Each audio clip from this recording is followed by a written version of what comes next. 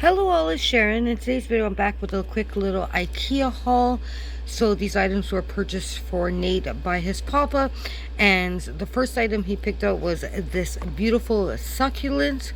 And the reason he picked this one is, if you can see on the side here, it's kind of hard to tell, but there is a little bit of clover there, so that's why he picked this one out.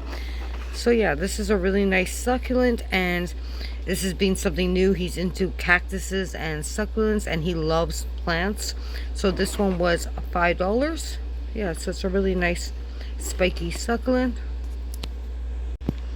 I wanted to get an old ice cube tray that had like it looked like a starfish, and I believe I still have one somewhere, but I couldn't find it for a Play-Doh activity. So I was looking through their ice cube molds, and I came across this one. Now this one does have like a star shape on it, and then the other one is like a little seashell, but Nate said that's perfectly fine because the seashell reminds him of a UFO, and we're doing like a space unit right now, so kind of perfect. This was only $2, so it's just a plastic ice cube tray, which we'll be using to do some Play-Doh activities with.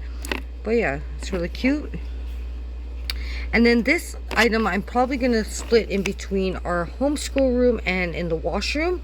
So this is the brand, and there's all your sizing information. I'll link this one down below. This was $20, and I think I will split it into two into the washroom and two into like the homeschool space for extra storage.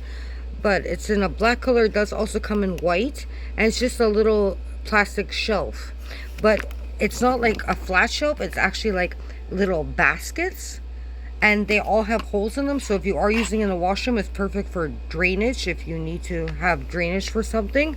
So yeah, this will come in handy, and it's a good deal for $20. So thanks so much for watching this quick little IKEA haul, and I will talk to you tomorrow with another little update of our art and homeschool areas. Take care, and bye for now.